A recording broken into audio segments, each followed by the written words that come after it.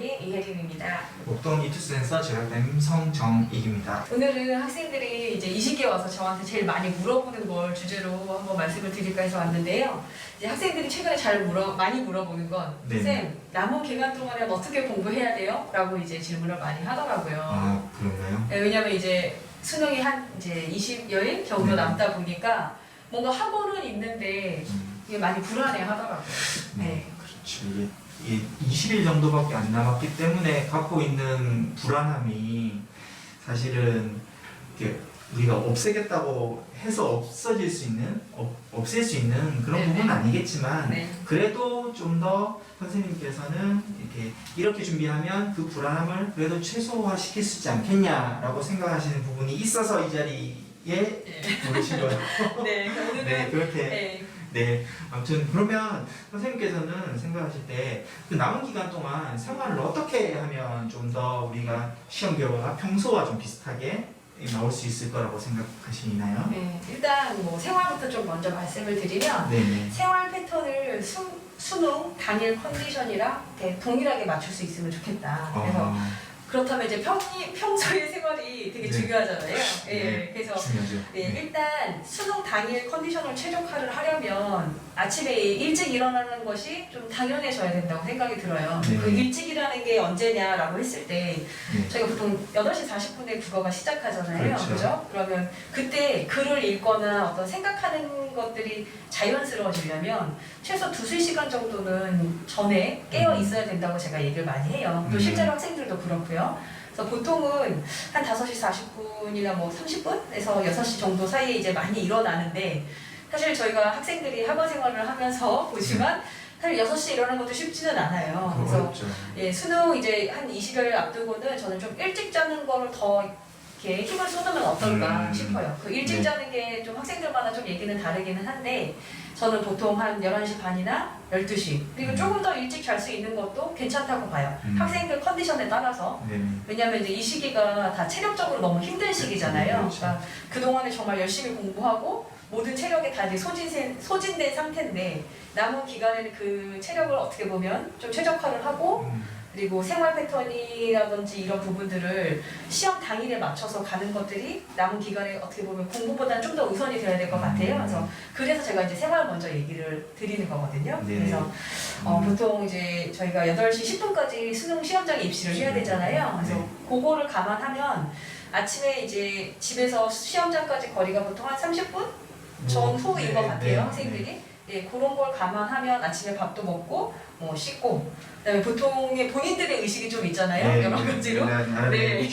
네, 그런 것들을 하려면은 최소 한 6시에서 5시 반 요 정도가 저는 적정하다라고 생각을 하고 그러려면 또 최소 수면 시간을 확보를 해야 되잖아요. 그렇죠. 네. 네, 그래서 일찍 자는 것도 거슬러 올라가는 예, 거슬러 올라가서 연결이 좀 네. 되어 있지 않냐. 그래서 네. 한 11시 반, 11시 이쯤이라고 이제 아까도 말씀을 드렸는데 사실 일단 밤에 우리 학생들이 평소에 하는 거 있잖아요. 핸드폰 네. 예, 그것만 조금 줄여서 일찍 자면 저희가 한두 문제를 더 맞고 또 선생님께서 항상 하시는 것처럼 한두 문제면 학교나 학과가 바뀐다. 하나면 학과, 2개면 학교. 그렇죠. 이렇게 예, 얘기하죠. 그래서 그렇게 얘기를 하시는 것처럼 네. 아마 갈 수 있는 학교들이 네. 어떤 교통수단이 바뀌지 않겠냐. 네. 저는 학생들한테 그 얘기를 많이 네, 하거든요. 예, 그래서 버스를 타고 갈 걸 빨간 버스냐, 예, 뭐 고속버스를 탈 거를 전철을 타보자.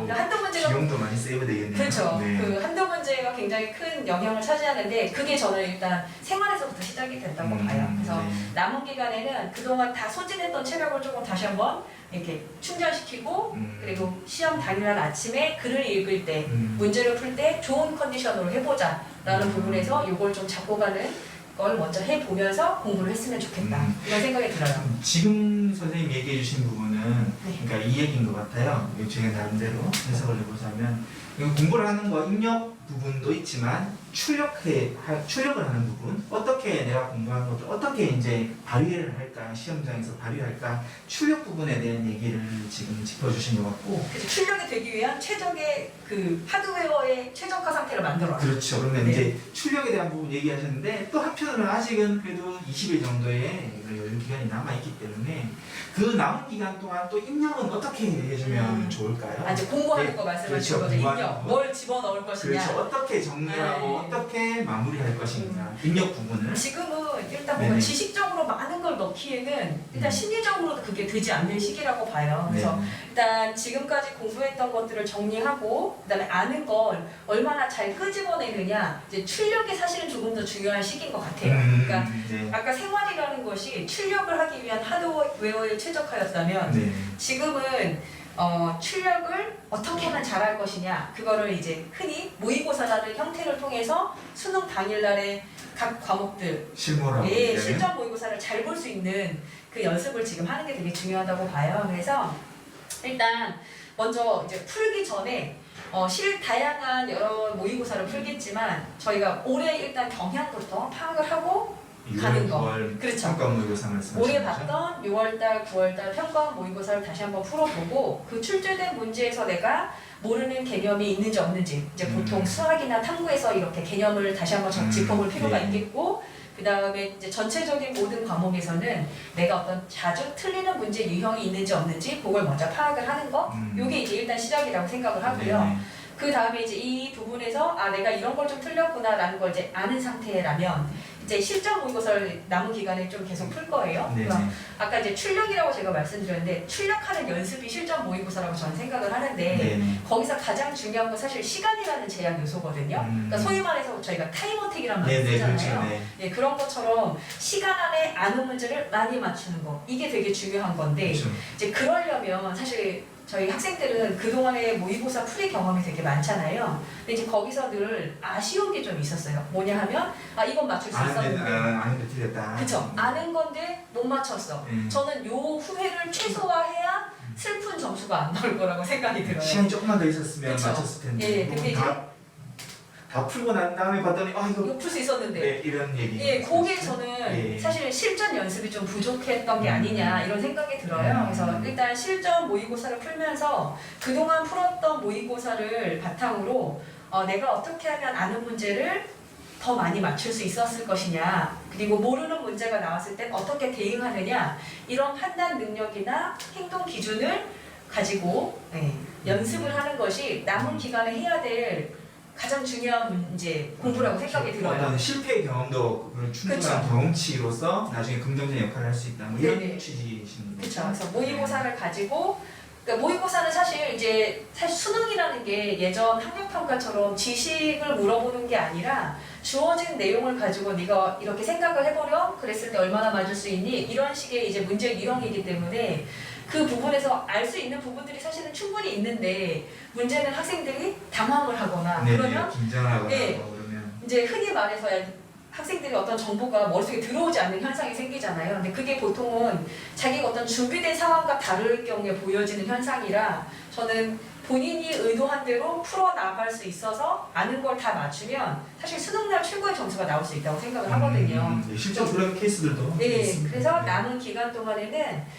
물론 학생의 수준마다 좀 달라요. 모든 학생들이 실전 모의고사를 풀어도 된다는 건 아니지만 아무래도 남은 기간에는 그 시간이라는 제약 요소를 잘 이렇게 극복하기 위해서 모의고사를 풀 수밖에 없는 상황이거든요. 물론 아까도 말씀드린 것처럼 성적에 따라서 이제 어떤 횟수의 차이는 좀 있겠으나 그 연습을 할 때 염두에 둬야 되는 가장 중요한 요소가 내가 당황스러운 상황, 즉 모르는 문제, 막힐 때 어떻게 할 것이냐 그리고 이제 아는 문제라든지 그런 부분을 내가 어떻게 판단할 것이냐 그거는 많은 경험치를 통해서 사실 자기가 스스로 학습 경험을 이제 늘려나가면서 판단할 수 있다라고 저는 생각을 하거든요. 그래서 물론 그렇다고 막 무조건 풀어라는 건 아니고 풀면서 이런 리뷰를 하면서 자기가 어떻게 행동할 것이냐 자기 나름의 기준만 있으면 이제 컨디션이 좋은 상태에서 이 상황이 이 최적화된 학습적인 경험치가 딱 장착이 되면 사실 되게 좋은 결과가 나올 수 있지 않냐 이런 생각을 하거든요. 그래서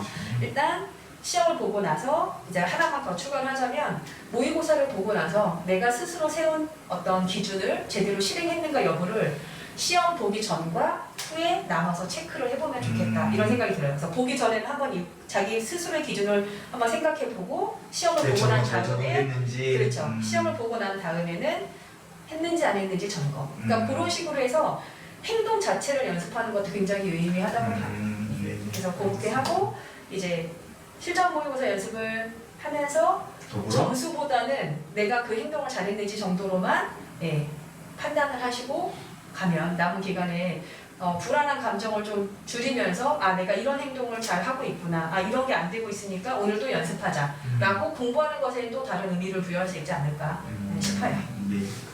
또 하나 그냥 제가 이건 개인적인 궁금한데 네. 학생들이 실전 모의고사를 연습하다 보면 이 가치점표를 네. 작성을 해야 될까요? 혹은 아니면 왜 OMR 카드 놓고 이렇게 마킹 연습해야 될까요? 라고 하는데 선생님은 어떻게 생각하세요? 저는 일단 실제로 수능 당일날 하는 것처럼 OMR 카드 그 부분까지도? 준비하고 가치점표도 준비해서 연습을 하는 게 좋다고 봐요. 근데 다만 그 가치점표라는 건 수시에서 저희가 최저 기준을 맞췄느냐 안 맞췄느냐 말 그대로 그 가채점 결과를 통해서 그 기준을 저희가 따지기 위한 거기 때문에 만약에 수시를 지원하지 않았다면 너무 그 가채점표를 작성하는데 연연해 하기보다는 일단 시험에 집중을 해라.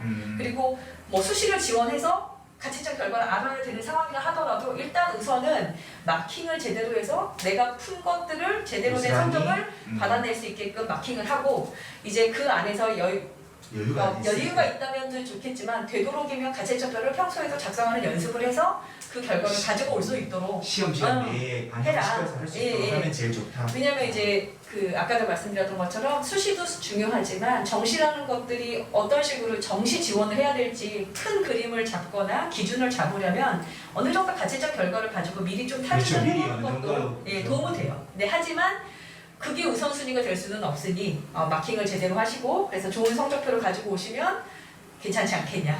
하지만 가채점표는 평소에 연습을 하는 건 나쁘지 않다고 봐요. 네. 그러면 이제 결론적으로는 이제 주객전도하는 상황까지만 내쳐놓고 대신에 이제 우리가 할 수 있다면 가치점표에 대한 부분도 좀 더 평소에 연습하면서 이렇게 반영하자. 최대한 연습할 수 있는 건 다 해보자. 그런 연습 생각을 가지고 모든 돌발 상황에 대한 어떤 연습 혹은 준비 과정이 중요하다라는 거를 이제 강조해 주시는 거예요.